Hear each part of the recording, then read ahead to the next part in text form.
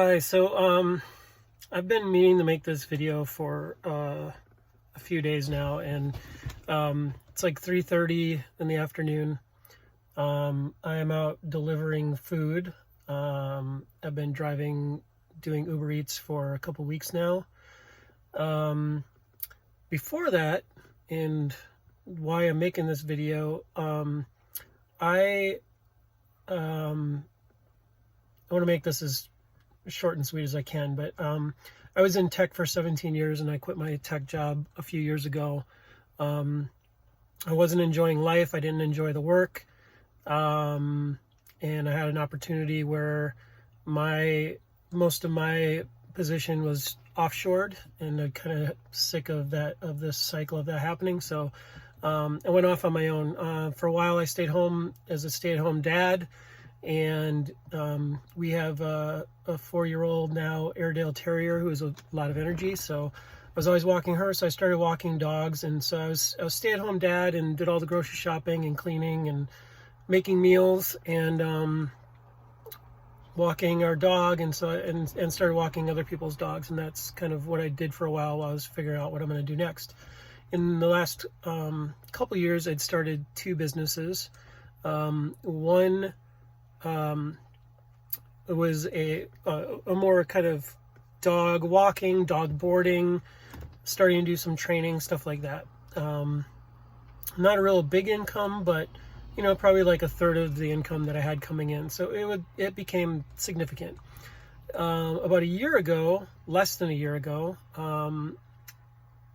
the house that we're in, the whole house became available to us, and I redid the upstairs for us, or some of the upstairs, like the kitchen especially, because there was no kitchen upstairs, and did some work on the downstairs and separated the 2 units and made the downstairs an Airbnb. And we live on the water, so it was instantly very popular, was doing very, very well, and became my primary income source. And over the course of the year, including the off season, which I would say is like November through February in Seattle, which is where I live, it's been 85 to 88%, depending upon how you would calculate it, capacity. And in the summer months, it was 100%. So it was going fantastic. Even in the off season, I was still making roughly 75% of what I made over the summer. Then COVID-19 happened. I went from being almost completely booked to just, you can imagine, cancellation after cancellation after cancellation. And currently there's no one scheduled to be at my Airbnb until the end of next month, and I'm sure that they will probably be canceling. The last person that was in it up until a couple days ago had been March 11th. Inexplicably, I had someone from Montana, a couple from Montana, book for 2 nights. And it was such a weird thing. It was like the day before, and it was such a weird thing because it felt like I was going to be on some like hidden camera show or something. Like someone was just messing with me, that these people actually wanted to come to Seattle and stay in Seattle through all of this. So that was completely bizarre. So that was nice because it was a couple of nights of income, but it's really not anything in the grand scheme of things. So I had, and I have a couple other side projects. I have a startup that I'm working on launching. I was hoping to have that done by the end of the year, but that is not looking possible at this point. And I'm writing a book. So I have a lot of things going on, but not a lot of things that make income today. And those 2 things were the Airbnb and my dog business. And as you can imagine, the dog business is also completely dried up. I had a recurring client book me to have their dog stay with me for a long weekend. They are stuck outside the country and have been for quite a while now. So they have friends taking care of the dog, but those friends also have lives, and I planned a couple weekends away, so they've been gone. So my income stream went from comfortable like sustaining me while I work on kind of changing my life, to zero. So I needed to figure out something to do. And so after I had left my tech career, I did Uber Eats for a few weeks. Just because I was sick. I worked from home when I was in tech for the last few years. I was sick of being inside. I wanted to get out a little bit. It allowed me to just drive around and kind of see Seattle more, as I'm always in the house and just kind of do like your usual things and don't really go out and explore.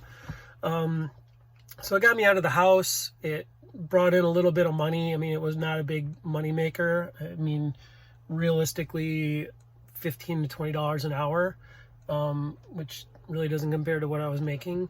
But it was something to do, and it was money coming in when I had no money coming in. Then I started doing freelance and did some of that for a while, and I stopped doing Uber Eats. So smash cut to 2-3 years later, and the first thing I thought of was doing this, delivering food, just because I had done it already. I had an account. It was going to be more than minimum wage. I was hoping people would be generous with tips and all that stuff. And what I've found is that I've been working probably, I would say on average, 6 to 8 hours a day doing this.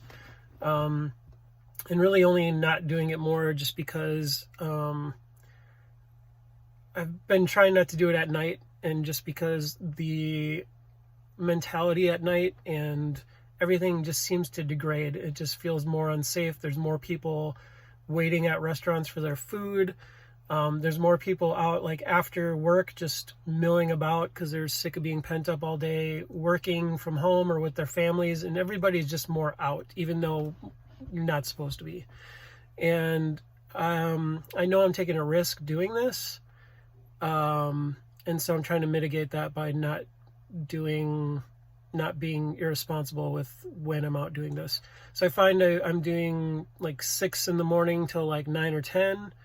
And then I go home and walk my dog and make breakfast/lunch and figure out what I'm going to do for dinner and take a break. And then I start up again.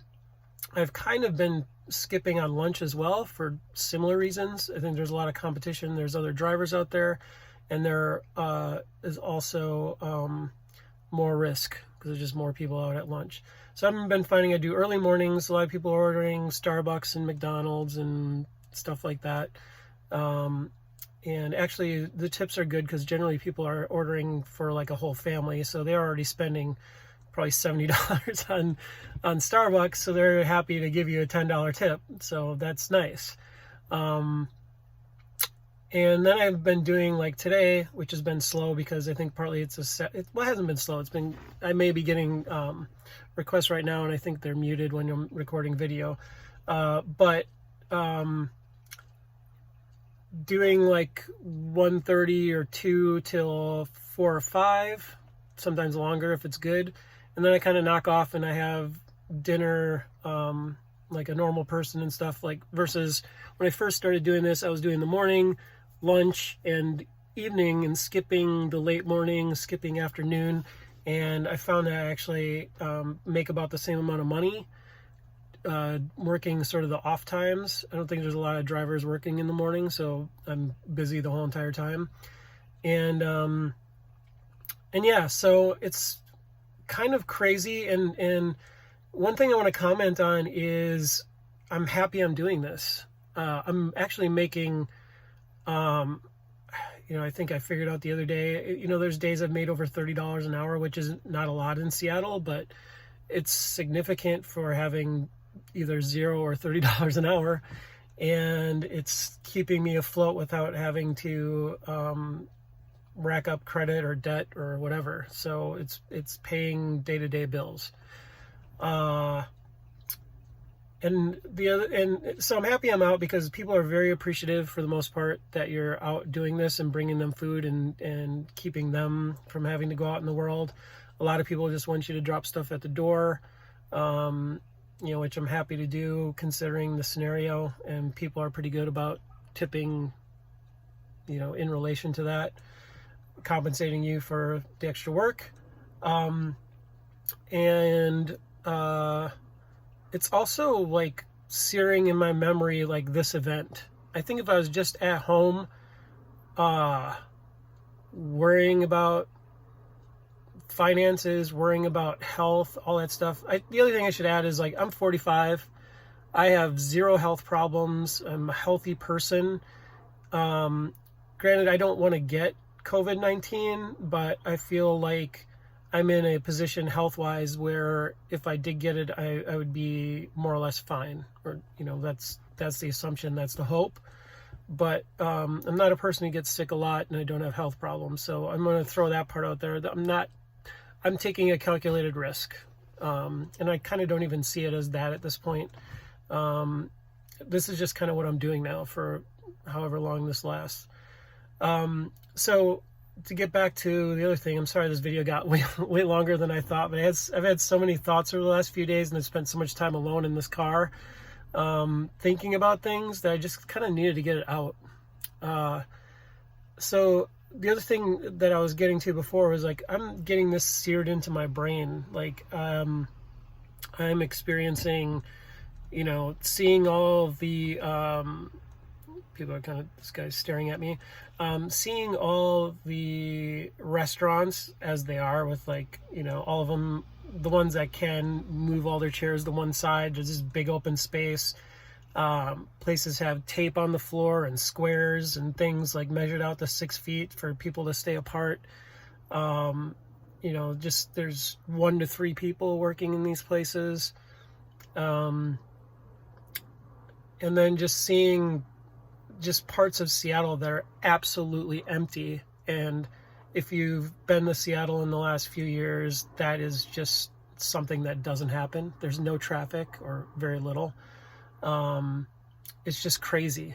It's just a weird thing to experience, and I'm happy I'm experiencing it, because later on, we talk about this down the road, whether people were alive when this happened, or if they were alive and they were kind of hunkered down and really didn't see what's happening. Just to have that perspective on it. Like, I've seen every corner of the city now, and what everybody's doing. And it's just a surreal, weird thing to experience, and I'm kind of happy I'm having this experience. And I also mentioned I have my dog, and I walk her all the time, so I'm out walking the sidewalks, and I'm out driving around the roads, and I feel like I'm getting a good view of everything. And, there are other things that have happened during my lifetime where I haven't really had that experience. It's like, I can imagine if you lived in New York City when 9/11 happened, like, you have a completely different experience than someone who lived in Omaha, Nebraska. And, Seattle was kind of one of the epicenters, or was the epicenter at the beginning. Now New York is, but at the time of this video. So it was a big deal, and it went real quick here in terms of just things changing from we have a problem to we got to just stop everything, and everybody has to stay indoors, and all that stuff. So before I end this video, and I'm at like 13 and a half minutes or more now, the other thing I want to comment on is just how I'm surprised the majority of people are adhering to what they're being told to do. But I'm also surprised by the people that aren't. And a lot of those people are cyclists and runners. Not calling them all out, because I am one of those as well. But the fact that they are not giving a lot of space, especially in Seattle, because there usually isn't a lot of space to give because everything is kind of tight. But just riding one right after another, or just going right up next to pedestrians, or passing really close. And I just imagine just this wake of breath and, particles of saliva and stuff like that, because they're just breathing hard and they're working, and it's just this vapor going out in the world. And I don't know if, like, they are doing that because they think that they're healthy because they're out running or cycling, but it's just a weird phenomenon, and I'm noticing it a lot in Seattle, and it kind of pisses me off. So I'm sort of calling people out, or just to like think about what you're doing. It's like you're not sitting there having a conversation 5 feet apart or 6 feet apart, but you're also you're like 2 feet away from someone and just breathing as hard as you can. And it just, if you had the virus, I can't imagine that just being outside and being 2 feet away and breathing almost into someone's face is going to be a good thing. So that's frustrating. And I've also noticed, especially in the past, I would say 4 or 5 days, the ramp up of families that are out in groups walking a dog together, 4 or 5 people, or cycling together, which you see some of in Seattle, and depending upon neighborhoods. But lately it's just been a huge increase, and I will be interested to see how the family or social dynamic, if it does change after this, if families have found that that they enjoy those activities and they try to integrate them more into their lives after this is over. That would be a lovely byproduct of this if that were to happen. There's one other thing I had in my mind, and I'm trying to remember like another topic I wanted to talk. Oh yeah, it's also weird, like in a city like this, there are just pockets of neighborhoods where it looks like the apocalypse has happened. There's just nobody around. And then other neighborhoods where it almost looks like nothing's happening. Like there's a ton of people out. There's sort of chit-chatty, although they are maintaining some distance. But it's just this weird phenomenon where there are just pockets of people that are adhering and those that aren't. And it's very telling when you drive in and out of neighborhoods all day long which ones those are. And a lot of those places also contain restaurants that have blacklisted, which really they're only like 3, but if I got a request, I won't go to them because they either have not set up their restaurant to promote social distancing, or they are not policing people in there when they just stack up and they're making orders. That's one last thing I'll leave with for people around the country. Try to order ahead. Don't order at the counter, because you're just standing there with all these other people in a small restaurant and kind of negating the whole reason that we're doing this.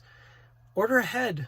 Don't walk down the street and go in and order and then stand there and wait. And that's one of the reasons I'm not really doing this in the evening, because that drives me crazy, and I don't like having to brush past people to do this job. It's just not worth it to me.